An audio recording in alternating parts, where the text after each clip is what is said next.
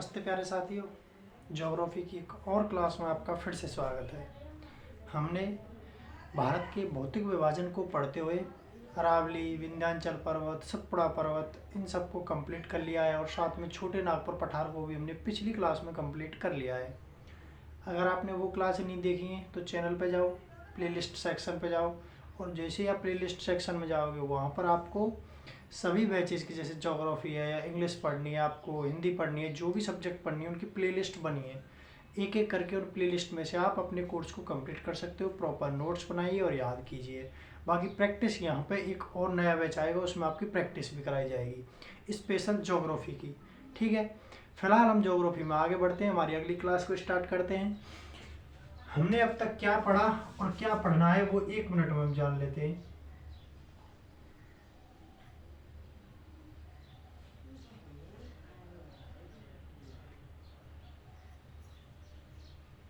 ये हमारा प्यारा भारत है,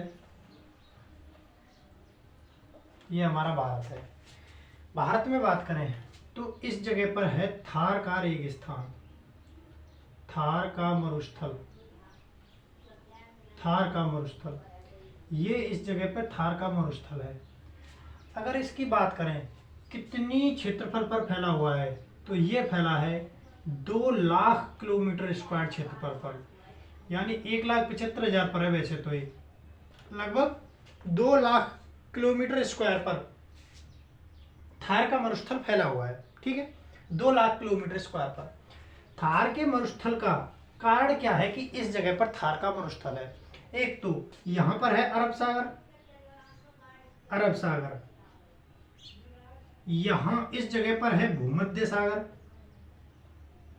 भूमध्य सागर। जब आप वर्ल्ड का मैप देखोगे तो इस जगह पर आपको मिलेगा भूमध्य सागर, यहाँ पर मिलेगा आपको अरब सागर, यहाँ पर मिलेगी आपको बंगाल की खाड़ी, बंगाल की खाड़ी, ये आपको इस जगह पर मिलने वाली है।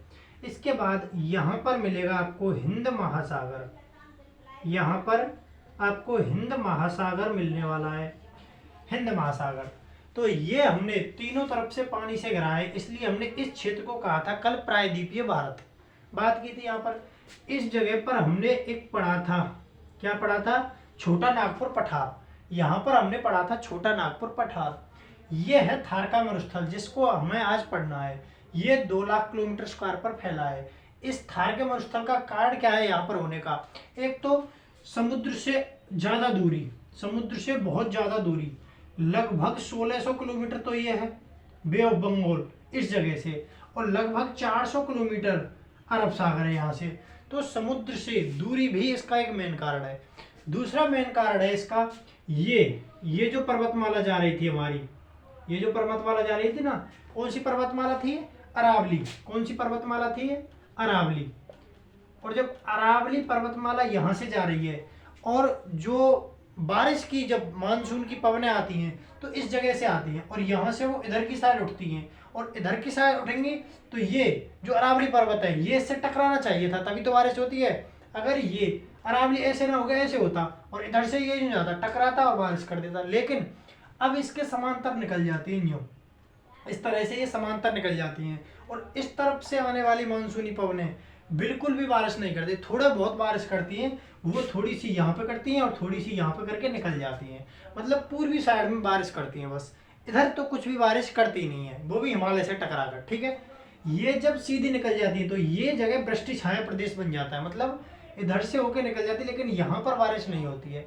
फिर क्या होता है, बंगाल की खाड़ी वाली मानसून पवनें जब चलती हैं तो वो इस साइड से चलती हैं, वो इस साइड से चलेंगी, ये अरावली पर्वतमाला है, इससे यहीं पर टकराएंगी और इधर की साइड बारिश कर देंगी, तो फिर से इसी क्षेत्र में बारिश हो जाती है। ठीक है, ये क्षेत्र फिर भी वृष्टि छाया ही रह गया, इस क्षेत्र में फिर भी बारिश नहीं होती है। तो थार का रेगिस्तान इसलिए वृष्टि छाया प्रदेश भी कहलाता है।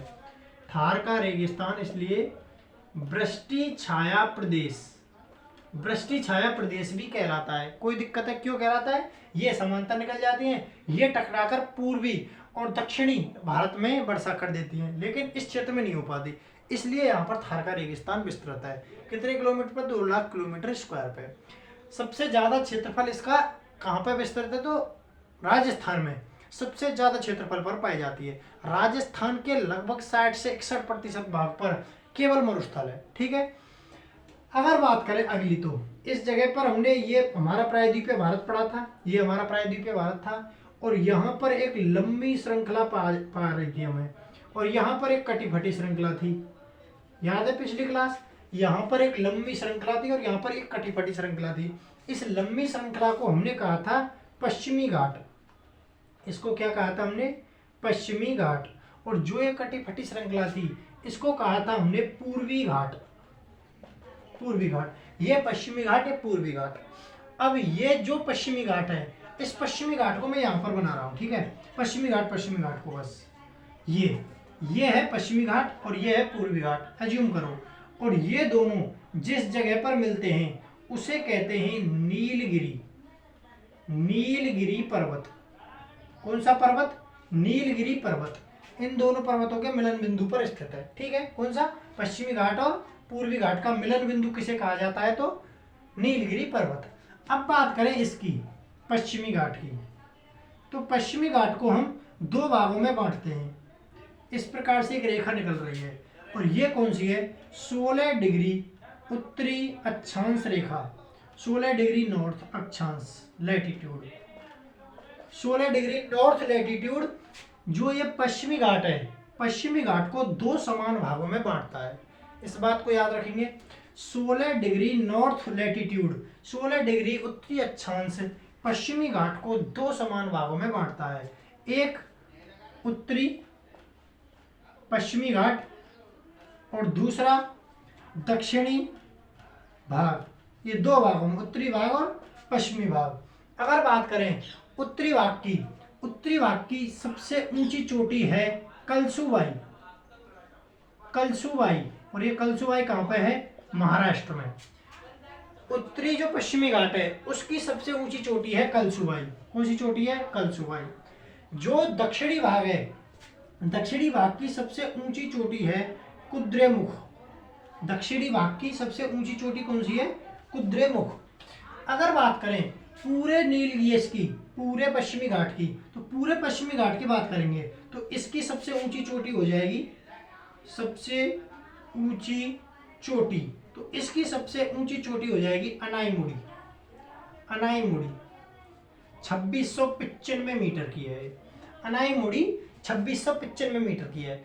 अगर बात करें ये ना सिर्फ पश्चिमी घाट की बल्कि दक्षिण भारत की भी सबसे ऊंची चोटी है। तो प्रश्न पूछा जाता है कि दक्षिण भारत की सबसे ऊंची चोटी कौन सी है?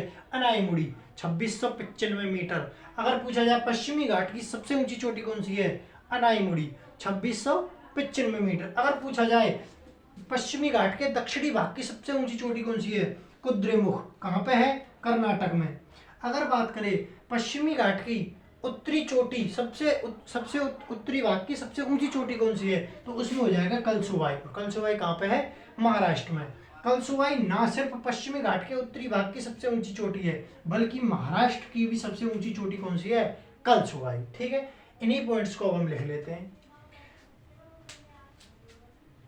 आप हेडिंग डालिए अब, थार का मरुस्थल। भारत का भौतिक विभाजन पढ़ रहे हैं हम इसमें। इसमें नेक्स्ट स्टेप आता है हमारा थार का मरुस्थल, या फिर लिख सकते हो आप भारतीय मरुस्थल। भारतीय मरुस्थल। अगर बात करें भारतीय मरुस्थल की तो 25 सेंटीमीटर से कम वर्षा वाला क्षेत्र, कम वर्षा वाला क्षेत्र, इस क्षेत्र में 25 सेंटीमीटर से भी कम वर्षा होती है। अगर थार के मरुस्थल की बात करें तो यह कहां पर विस्तृत है? तो यह अरावली के, अरावली कहां पे थी? यहाँ पे। और अरावली की इस जगह पे था रेगिस्तान, मतलब उत्तर पश्चिम साइड में। अरावली के उत्तर पश्चिम में स्थित है। अरावली के उत्तर पश्चिम में स्थित है। उत्तर पश्चिम में स्थित है। कोई दिक्कत होनी नहीं चाहिए। आसान सी बात है, एक तो 25 सेंटीमीटर से कम वर्षा होती है, दूसरा अरावली के उत्तर पश्चिम में स्थित है। इसका अधिकांश भाग कहाँ पर है? अभी हमने बात की थी, इसका अधिकांश भाग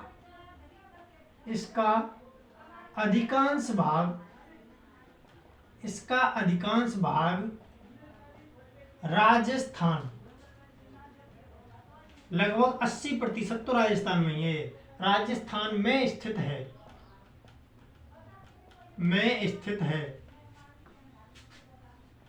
थार के मरुस्थल का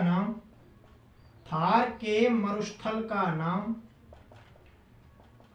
यहां पाई जाने वाली थार पारकर गाय की नस्ल के नाम पर है।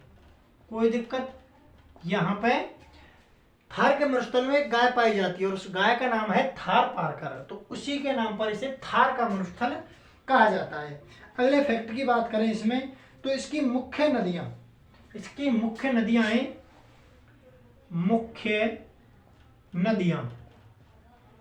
एक तो मुख्य नदी है इसकी लूनी ही सबसे, घग्गर तो सूख गई, लेकिन लूनी इसकी सबसे प्रमुख नदी है और ये ऐसी अंतर प्रवाही नदी है। ये राजस्थान से शुरू होती है, राजस्थान में ही खत्म हो जाती है, सूख जाती है रास्ते में ही, ठीक है। ये इसलिए अंतर प्रवाही नदी है लूनी के बाद इसके क्षेत्रफल की बात करें, अगर इसके क्षेत्रफल की बात करें तो क्षेत्रफल है लगभग 2 लाख किलोमीटर स्क्वायर। आपको यही याद रखना है, इसका यही पूछा जाता है एग्जाम में, लगभग 2 लाख किलोमीटर स्क्वायर, ठीक है। भारतीय मरुस्थल अब आपका हो गया कंप्लीट। अब बात करते हैं पश्चिमी घाट की।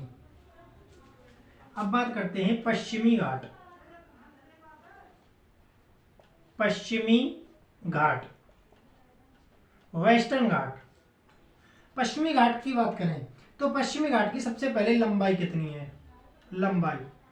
पश्चिमी घाट की लंबाई है 1600 किलोमीटर। पश्चिमी घाट की लंबाई कितनी है? 1600। यह भारत की दूसरी सबसे लंबी पर्वत श्रेणी है।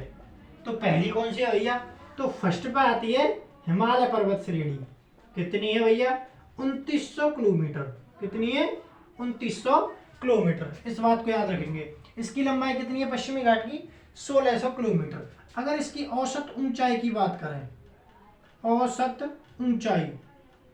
अगर इसकी औसत ऊंचाई की बात करेंगे तो 1000 से 1300 मीटर इसकी औसत ऊंचाई हो जाएगी। 16 डिग्री उत्तरी अक्षांश, 16 डिग्री नॉर्दर्न लैटिट्यूड, उत्तरी अक्षांश, इसे 2 समान भागों में बांटता है। ये हमने अभी बात कर ली थी, बांटता है। उत्तरी भाग की सबसे ऊंची चोटी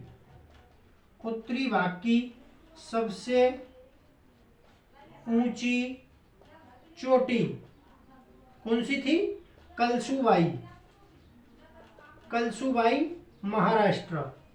तथा दक्षिणी भाग की सबसे ऊंची चोटी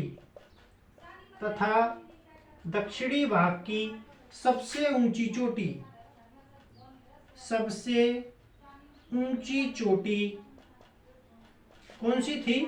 कुद्रेमुख। और कहां पर थी? कर्नाटक में। ठीक है, ये बात आपको याद रखनी है। इसके बाद बात करें तो इसकी पूरे पश्चिमी घाट की इसकी सबसे ऊंची चोटी, तो इसकी सबसे ऊंची चोटी हो जाएगी आपकी अनाईमुड़ी भी कहते हैं इसको, अनामुड़ी। और इसकी कितनी है? 2695 मीटर। यह दक्षिण भारत की भी सबसे ऊंची चोटी है। ठीक है, ये बात हो गई। और इसको पश्चिमी घाट को ही क्या कहा जाता है, सह्याद्री। इसे भी लिखना है, कभी कभी सह्याद्री लिखाता है, सह्याद्री, सह्याद्री भी इसे ही कहा जाता है।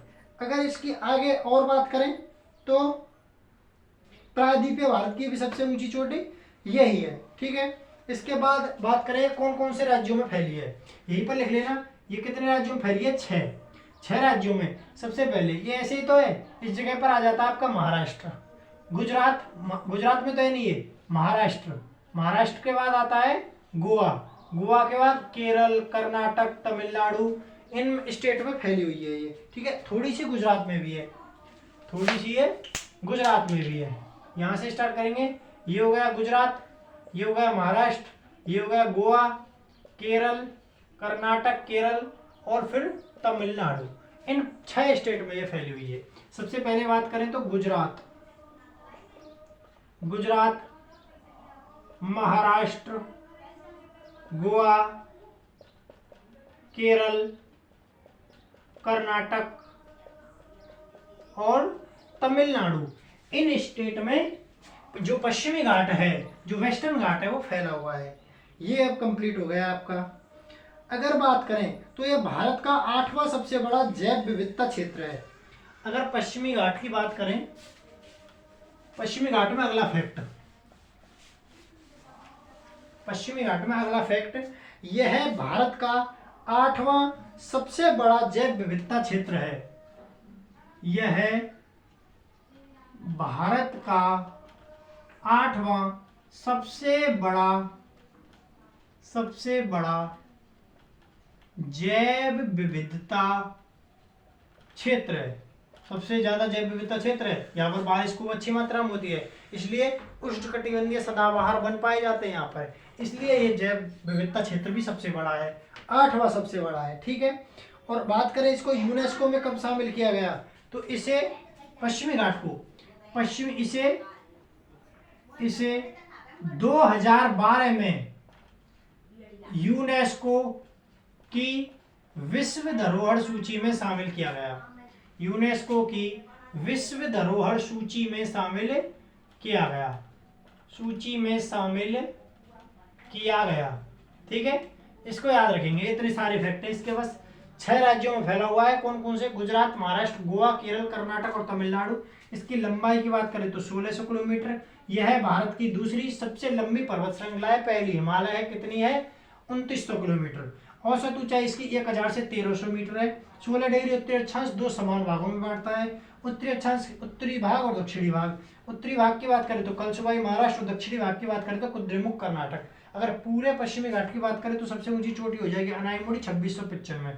यह न सिर्फ पश्चिमी घाट की बल्कि प्रायद्वीपीय भारत की भी सबसे ऊंची चोटी है, और दक्षिण भारत की भी सबसे ऊंची चोटी कौन सी है, अनाईमुड़ी, ठीक है। अगली बात करें तो ये 8वां सबसे बड़ा जैव विविधता क्षेत्र है। यूनेस्को में कब शामिल किया गया इसको, 2012 में। ये सब पश्चिमी घाट की बातें कंप्लीट। अब बारी आती है, और एक बात और लिख लीजिए, ये उत्तर में तापी नदी से लेकर यह उत्तर में तापी नदी, तापी नदी आप बताओगे कहां पर है, तापी नदी से लेकर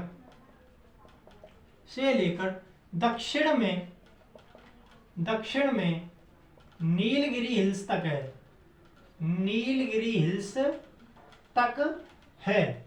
सतपुड़ा के दक्षिण में कौन सी नदी थी, तापी, और वहीं से स्टार्ट होती है आपका पश्चिमी घाट, और वहां से स्टार्ट होकर नीलगिरी तक आती है। तो इस बात को भी आप याद रखेंगे। अब हेडिंग डालिए अगली, पूर्वी घाट। अगली हेडिंग होगी आपकी पूर्वी घाट, ईस्टर्न घाट। ईस्टर्न घाट की बात करें, ईस्टर्न घाट, पूर्वी घाट, पूर्वी घाट की औसत ऊंचाई की बात करें, कटाफटा है तो इसकी लंबाई तो फिक्स नहीं है, लेकिन औसत ऊंचाई की बात कर सकते हैं अपन। औसत ऊंचाई इसकी है 900 से 1100 मीटर, ठीक है। अगर पूर्वी घाट की सबसे ऊंची चोटी की बात करें, सबसे ऊंची चोटी, तो ये हो जाएगी आपकी जिंदागाड़ा, जिंदागाड़ा सबसे ऊंची चोटी है, लेकिन ये कभी नहीं पूछी गई इसकी सबसे ऊंची चोटी। इसकी पूछी जाती है दूसरी सबसे ऊंची चोटी कौन सी है, दूसरी सबसे ऊंची चोटी, दूसरी सबसे ऊंची चोटी। इसकी दूसरी सबसे ऊंची चोटी की बात करें तो वो हो जाएगी महेंद्रगिरी। महेंद्रगिरी इसकी दूसरी सबसे ऊंची चोटी है और ये कई बार पूछी गई है, तो इंपॉर्टेंट लगा लेना। पूर्वी घाट की बात कर रहे हैं हम, ठीक है। अब पूर्वी घाट भी आपका कंप्लीट होगा, इसमें ज्यादा कुछ है नहीं, कटाफटा भाग है, तो इसमें ज्यादा सोचना भी नहीं है। अब अगली बात करने वाले हैं हम उत्तर भारत का विशाल मैदान। कौन सी बात करने वाले हैं हम? उत्तर भारत का विशाल मैदान।